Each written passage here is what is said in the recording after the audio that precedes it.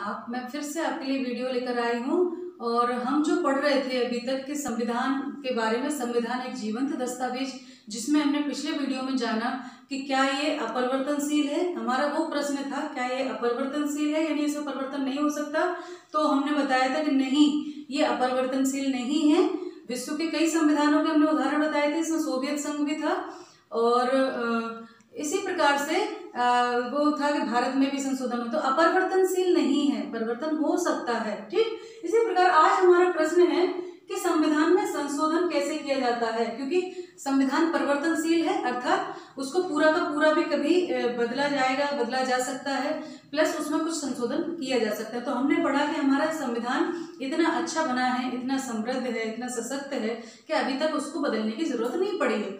लेकिन क्यों नहीं पड़ी है? क्योंकि वो कठोरता और नमनीयता का एक अच्छा मिश्रण है। हालांकि परिपूर्ण नहीं होता, जब कोई व्यक्ति परिपूर्ण नहीं होता तो संविधान व्यक्तियों द्वारा बनाया गया, तो वो कैसे परिपूर्ण हो सकता है। साथ ही उस समय 1946 से लेके 50 तक हमारा बना था, उस समय की परिस्थितियां और आज की परिस्थितियां और आने वाली परिस्थितियों में बहुत अंतर होगा। तो समय के साथ बदलाव किए जा सकते हैं। हमारे संविधान निर्माता इसको बहुत अच्छे से जानते थे कि अगर इसको ज्यादा कठोर बना दिया तो ये समय समय पर पूरा का पूरा संविधान परिवर्तित करना होगा, इसलिए इसका कुछ पार्ट उन्होंने लचीला बनाया है कि आप आसानी से इनमें परिवर्तन कर सकते हैं।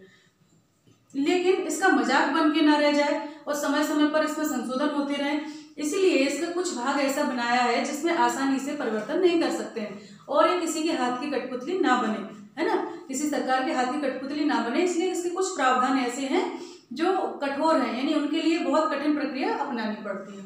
तो इसी प्रकार से हम बात करते हैं कि संविधान में संशोधन होता है तो कैसे हो सकता है। ठीक है, तो यहाँ आप देख रहे हैं मैंने लिखा हुआ है कि अनुच्छेद यानी आर्टिकल 368 के अनुसार संसद अपनी संवैधानिक शक्ति के द्वारा और इस अनुच्छेद यानी 368 अनुच्छेद में वर्णित प्रक्रिया द्वारा संविधान में नए उपबंध कर सकती है और पहले से विद्यमान उपबंधों को बदल या हटा सकती है। ठीक है, यानी वो कुछ नए उपबंध भी जोड़ सकती है, नए अनुच्छेद या आर्टिकल्स भी डाल सकते हैं, साथ ही साथ पहले से जो उपबंध है, पहले से जो प्रावधान है, उनको या तो हटा सकती है या बदल सकती है। ठीक है, तो इस प्रकार की शक्ति संसद को दी गई है, उसके संवैधानिक शक्ति प्रदान की गई है। ये बदलाव केवल और केवल संसद में ही होता है, अन्य कोई एजेंसी, कोई व्यक्ति, कोई संस्था का इसमें कोई रोल नहीं होता। और आपको बता दूं कि जब ये प्रक्रिया चल रही होती है तो उसमें अंतिम शक्ति जो होती है वो सिर्फ जनता द्वारा चुने हुए प्रतिनिधियों को ही होती है। सांसद ही उसमें निर्णय ले सकते हैं क्योंकि वो जनता द्वारा चुने गए जन आकांक्षाओं के जो है प्रतिबिंब है। और जब भी कभी वो कोई ऐसा निर्णय नहीं लेंगे कि जिससे जनता को कोई नुकसान हो, क्योंकि फिर उनको उनके सामने जाना है। ठीक, तो ये प्रावधान किया गया, बहुत बड़ी शक्ति दी गई है संसद में ही, संसद ही इसको संशोधन कर सकती है। ठीक, उसके तरीके हैं अपने अपने। आर्टिकल 368 में एक पूरी प्रक्रिया दी गई है कि कैसे कैसे संविधान में संशोधन किया जाता है। ठीक, लेकिन संविधान में कुछ ऐसे भी अनुच्छेद हैं जिनमें 368 वाली प्रक्रिया को नहीं अपनाना पड़ता और साधारण विधि द्वारा, साधारण सामान्य कानून बनाने की जो प्रक्रिया है उसके जैसे ही प्रावधान के द्वारा इसको परिवर्तन कर सकते हैं। जैसे कि हम बात करें, इसको अभी इरेज करना होगा, तो कुछ ऐसे प्रावधान है जैसे अनुच्छेद 1, 2 है और 3 है। ठीक है, पहले अनुच्छेद 1 में क्या कहा गया है कि भारत कुछ राज्यों का संघ होगा, है ना। 2 में है कि नए राज्यों के निर्माण, उनकी सीमाओं में परिवर्तन, उनके नाम। ये 2 और 3 में यही दिया है, क्या दिया है कि नए राज्यों का निर्माण, उनकी सीमा में परिवर्तन, उनके नाम में परिवर्तन। ये सब अनुच्छेद 2 और 3 में दिया गया है और ये सब काम संसद करती है सामान्य कानून के द्वारा। जैसा कि पिछली साल हुआ था 2019 में जम्मू कश्मीर का जो है सीमाओं में परिवर्तन किया गया, यानी उसको 2 भागों में बांट दिया गया, राज्य का दर्जा खत्म कर दिया गया, वो अब केंद्र शासित प्रदेश है। और साथ ही साथ एक का नाम लद्दाख हो गया और एक का नाम जम्मू कश्मीर हो गया। तो इनके, और जैसे तेलंगाना बना था आंध्र प्रदेश से हटके, तो तेलंगाना अलग नाम हो गया, आंध्र प्रदेश अलग, और उनकी सीमाएं भी अलग अलग। तो उनके नाम में, उनके सीमाओं में परिवर्तन करने का अधिकार संसद को है, वो अनुच्छेद 2 और 3 में दिया गया। ठीक है। तो अनुच्छेद 1 कहता है कि भारत राज्यों का एक संघ होगा। 2 में है कि वो संघ जो है इसके संसद इसके नाम में और उसमें परिवर्तन कर सकती है सीमाओं में। तो आइए सबसे पहले हम देखते हैं कि अनुच्छेद 2 क्या कहता है। सामान्य प्रक्रिया द्वारा, है ना, अनुच्छेद 2 और 3 में संसद सामान्य प्रक्रिया द्वारा सामान्य कानून बनाने की विधि द्वारा परिवर्तन कर सकती है। ठीक है, इसमें सामान्य कानून की विधि द्वारा परिवर्तन कर सकती है। संसद परिवर्तन कर सकती है ना, संसद करेगी, संसद परिवर्तन संसद कर सकती है। ठीक है, और कोई नहीं करेगा, ये संसद करेगी, ये काम कर सकती है। ठीक है, और अनुच्छेद 2 और 1 में, तो अनुच्छेद 1 क्या कहता है? अनुच्छेद 1 कहता है कि संसद विधि द्वारा संघ में, संसद विधि द्वारा यानी कानून द्वारा, ठीक है, संसद संघ विधि द्वारा संघ में यानी भारत संघ में नए राज्यों को प्रवेश दे सकती है, यानी नए राज्य बना सकती है, नए राज्यों को प्रवेश दे सकती है। ठीक है, दे सकती है। तो ये नए राज्यों का प्रवेश सामान्य कानून के द्वारा हो जाता है। ठीक, नए राज्य बन जाते हैं। तीसरा है अनुच्छेद 3 क्या कहता है? अनुच्छेद सॉरी, ये 1 नहीं है, 2 है। 1 में तो ये था कि भारत एक राज्यों का संघ होगा, ये कहा गया। ठीक है, और दूसरा है ये, और ये तीसरा है, अनुच्छेद 3 है। और ये क्या कहता है? ये कहता है कि संसद विधि द्वारा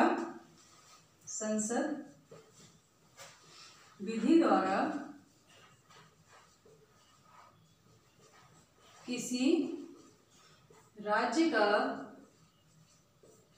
क्षेत्रफल बढ़ा सकती है। क्षेत्रफल यानी उसका भौगोलिक क्षेत्रफल बढ़ा सकती है, यानी इसको बड़ा कर सकती है ना, बढ़ा सकती है। इसका अर्थ क्या हुआ? बड़ा कर सकती है ना, क्षेत्रफल इसको बड़ा कर सकती है, यानी वो नए राज्य भी बना सकती है, यानी एक राज्य को तोड़ के 2 राज्य हो गए, एक नया राज्य बन गया। साथ ही 2 राज्यों को मिलाकर एक राज्य भी बना सकती है, ये भी कर सकती है। क्षेत्रफल बढ़ा दिया, जैसे पंजाब हरियाणा पहले एक ही थे, अब मान लो वो अलग हो गए, कभी भविष्य में हो के दोनों को फिर एक कर दिया जाए और एक बड़ा राज्य बना दिया जाए, है ना। तो ये भी हो सकता है, अगर काट सकते हैं तो जोड़ भी सकते हैं, ये भी अधिकार संसद को है। और वो सामान्य जैसे कानून बनाते हैं, विधेयक बनाते हैं कि राज्यसभा में पारित हुआ, लोकसभा में पारित हुआ, फिर राष्ट्रपति के पास पहुंचा और पारित हो गया, ऐसे ही। ठीक, तो ये इस प्रकार से संशोधन किया जाता है। इसके अलावा जो हमारा अनुच्छेद क्या है 368 है, ये इम्पोर्टेंट है। और इसमें होता है एक तो सामान्य उसके द्वारा संशोधन द्वारा, एक होता है विशेष बहुमत द्वारा। 2 प्रकार से संशोधन होता है। ठीक है, तो जो विशेष बहुमत होता है उसमें थोड़ी कठिनाई होती है। तो संविधान संशोधन की प्रक्रिया को यहाँ चार्ट में मैं आपको समझाती हूँ। संविधान संशोधन की प्रक्रिया, संशोधन की प्रक्रिया तो क्या है? संविधान संशोधन की जो प्रक्रिया है उसको हम ऐसे बांटेंगे। ठीक है, ऐसे बांटेंगे। और यहाँ पर देखो आप क्या है, फर्स्ट मैं ऐसे क्रम से ले जाऊंगी। पहला है कि संसद में सामान्य बहुमत के आधार पर, संसद में सामान्य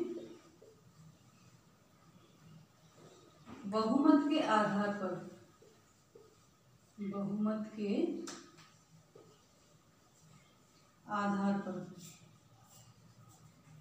पर क्या करते हैं?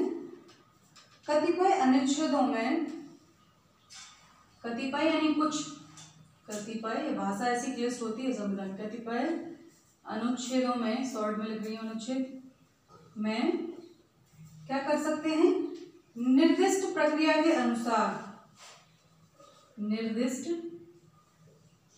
प्रक्रिया के अनुसार है ना, क्या कर सकते हैं, संशोधन कर सकते हैं, संशोधन कर सकते हैं। तो पहला जो है फर्स्ट है ना 368 के तहत हम ये करते हैं, ठीक है, अनुच्छेद 368। और पहला है कि संसद में सामान्य बहुमत के आधार पर, सामान्य उन्होंने बहुमत लिया, और अनुच्छेद जो कतिपय अनुच्छेद है यानी आर्टिकल, किसी भी आर्टिकल, मान लो 2 में और 3 में तो वैसे ही हो जाता है, आर्टिकल सपोज दैट अपने को करना है 352 में करना है, या 168 में करना है, 209 में करना, जो भी अपना आर्टिकल है उसमें अगर संशोधन करना है तो इस प्रक्रिया के अनुसार संसद में सामान्य बहुमत के आधार पर कतिपय अनुच्छेद में निर्दिष्ट प्रक्रिया द्वारा, निर्दिष्ट प्रक्रिया यानी जो भी प्रक्रिया उन्होंने दी है उसमें 368 में, उसके अनुसार संशोधन किया जा सकता है, ठीक है। दूसरा जो हमारा है वो है, मैं इसको यहाँ ले आऊंगी क्योंकि यहाँ से लिखना पड़ेगा अपने को ना, फिर तीसरा भी है। तो इसमें है संसद के दोनों सदनों के में अलग अलग विशेष बहुमत के आधार पर, ठीक है, संसद के दूसरी जो तरीका है वो उसको बता रही हूं मैं, ठीक है। संसद के दोनों सदनों में क्या करते हैं, दोनों सदनों में अलग अलग विशेष बहुमत, अलग अलग विशेष बहुमत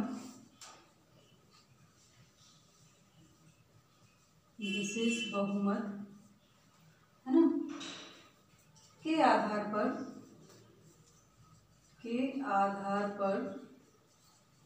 क्या करते हैं,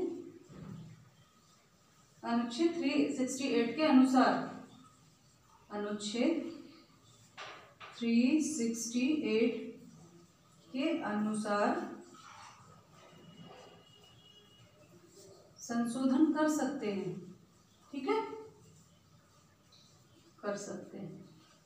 दूसरा क्या है कि संसद के दोनों सदनों, एक तो होता है संसद के सामान्य बहुमत यानी पूरी जो संसद है उसके सामान्य बहुमत से उसको कर देते हैं। दूसरी प्रक्रिया है संसद के दोनों सदनों में यानी राज्यसभा में अलग, लोकसभा में अलग, विशेष बहुमत के द्वारा है ना, आधार पर अनुच्छेद 368 के अनुसार संशोधन कर सकते हैं, ठीक। तीसरा जो हमारा है वो है, तीसरा क्या है, विशेष बहुमत। इसमें आएगा आपका विशेष बहुमत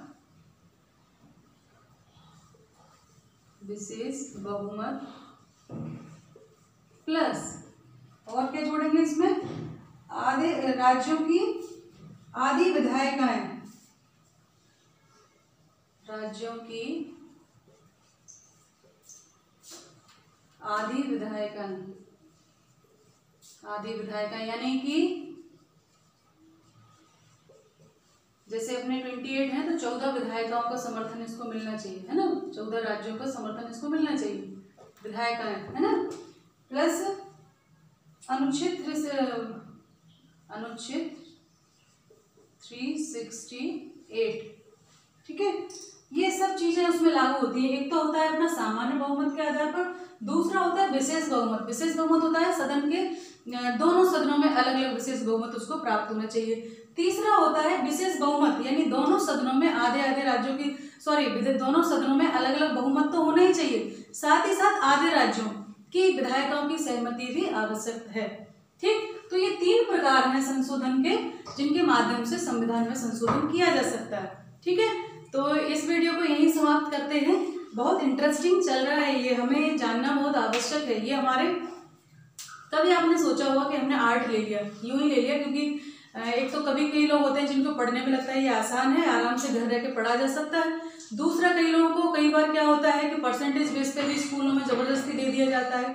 तीसरा ये होता है बच्चे रुचि से। तो वर्तमान में जो मैं पिछले 3-4 साल से देख रही हूँ, लोग रुचि के अनुसार बच्चे ले रहे हैं, और जिनके बहुत अच्छे परसेंटेज हैं वो भी आर्ट ले रहे हैं, और क्योंकि उन्हें फ्यूचर डिसाइड करना है, उनको यूपीएससी क्रैक करनी है और एमपीपीएससी क्रैक करनी है, ठीक है। तो यानी राज्य या केंद्र की, संघ की जो पीएससी है यानी लोक सेवा आयोग है, उसकी परीक्षाएं उनको पास करनी है और प्रशासनिक सेवा में आना है। तो ये जो आज का वीडियो है बहुत इंटरेस्टिंग है आप लोगों के लिए। आज का क्या है, पूरा चैप्टर बहुत इंटरेस्टिंग है कि कैसे संविधान में संशोधन होता है। ये प्रश्न अक्सर आते हैं, है ना, जीके में। बहुत एक कहते हैं पॉलिटी एक पार्ट होता है जीके में, उसका बहुत इंपॉर्टेंट पार्ट है ये।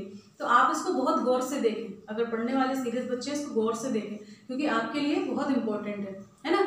और बहुत आप वैसे अगर पढ़ेंगे कभी तो आपको लगेगा कैसे उलझाने वाले शब्द हैं ये, कैसे करेंगे, लेकिन जब यहाँ हम 1 to 1 पढ़ते हैं तो बहुत इंटरेस्टिंग लगता है। मेरा तो शुरू से ही 11th से ही बहुत इंटरेस्टिंग सब्जेक्ट रहा है पॉलिटिकल साइंस, उसी में आगे पीजी किया, उसी में जॉब की, बहुत बहुत अच्छा लगता है मुझे। ये सब चीज़ें इतनी रुचिकर लगती हैं कि क्योंकि ये हमारे आम जीवन से जुड़ी हुई है, हमारे भविष्य से जुड़ी हुई है। अगर हम इनको नहीं समझेंगे सही तरीके से तो फिर आगे लोकतंत्र की संचालन अच्छे से नहीं होगा, और लोकतंत्र का संचालन अच्छे से अगर नहीं हुआ तो फिर हमारी स्वतंत्रता का, हमारे स्वतंत्रता आंदोलन का कोई महत्व नहीं है, और हमारा भविष्य भी। क्योंकि कानून कौन बनाता है, नेता बनाते हैं। नेता कौन पहुंचाता है, वो हम पहुंचाते हैं। तो हम सावधानी पूर्वक उनका चयन करेंगे, जिससे वो विधायिकाओं में जाकर, संसद में जाकर हमारे लिए जन उपयोग के कल्याणकारी जो कानून बनाएंगे और हमें भविष्य में हमारे देश का विकास करेंगे। तो ध्यान रखिए, पढ़ाई करते रहिए, मैं आपके साथ हूँ। नमस्ते सभी को।